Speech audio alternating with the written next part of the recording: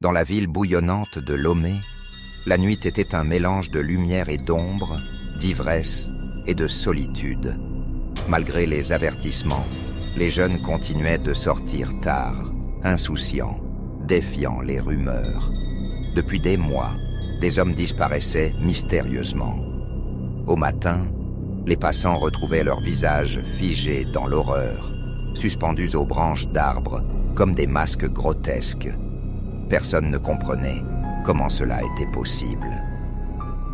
Parmi les plus sceptiques, il y avait Samuel, un étudiant en finance, pragmatique et sûr de lui.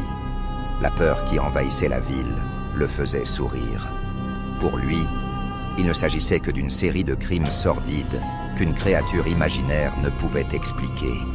Il préférait se fier aux faits plutôt qu'aux légendes urbaines.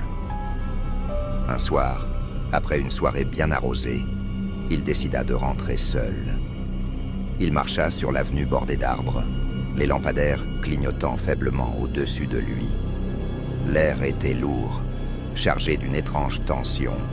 C'est alors qu'il la vit. Une femme magnifique se tenait sous un réverbère.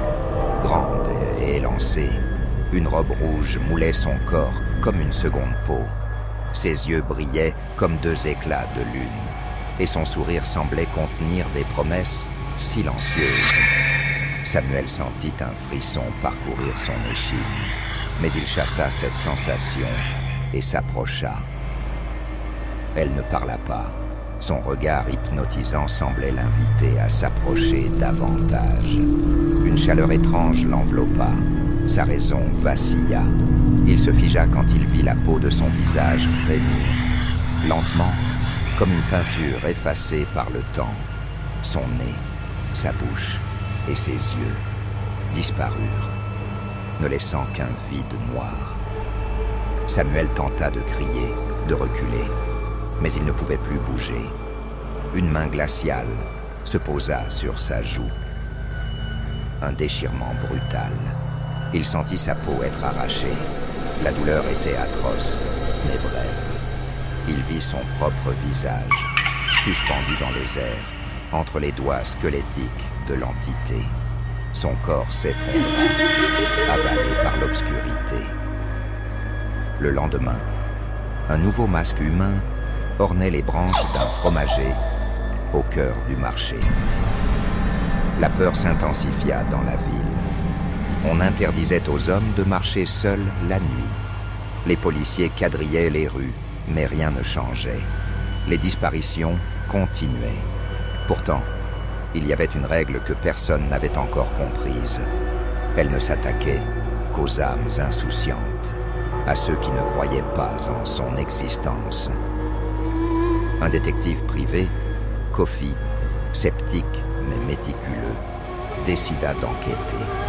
Mais Kofi n'était pas un homme ordinaire. Il était le fils d'un grand sorcier. Et depuis son enfance, il avait entendu parler de la femme au visage volé. Son père lui avait raconté que cette créature était une âme maudite, condamnée à errer et à voler les traits de ceux qui osaient croiser son regard. Contrairement aux autres policiers, il savait qu'il ne s'agissait pas d'un simple tueur en série, mais d'une force surnaturelle qu'il fallait combattre autrement. Il passa des jours à interroger des témoins, à retracer les derniers instants des victimes. Une constante revenait. Tous avaient croisé une femme en rouge avant de disparaître. Kofi savait qu'il devait agir rapidement avant que la créature ne fasse d'autres victimes. Une nuit, il décida de tendre un piège. Il s'habilla comme un fêtard, feignant l'ivresse, et marcha dans les rues sombres. Son cœur battait fort quand il la vit enfin, debout sous un lampadaire. Son sourire était une invitation au néant. Mais Kofi n'était pas comme les autres. Il savait que la créature ne pouvait pas supporter son propre reflet.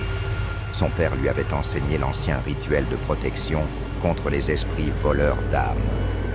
Au moment où elle avança, il brandit un miroir devant elle. Pour la première fois, La créature sembla hésiter. Son visage s'effaça de nouveau. Mais au lieu d'un vide noir, une infinité d'ombres hurlantes apparut, des âmes prisonnières. Elles se tordaient, appelant à l'aide, aspirées par une force invisible. La femme au visage volé recula, prise au piège par son propre reflet. Un cri strident déchira la nuit. Son corps se dissout en une brume sombre, disparaissant dans l'obscurité. Le matin suivant, pour la première fois en 6 mois, aucun visage n'était accroché aux arbres. Morale. Ceux qui ignorent le danger sont ceux qui en deviennent la proie.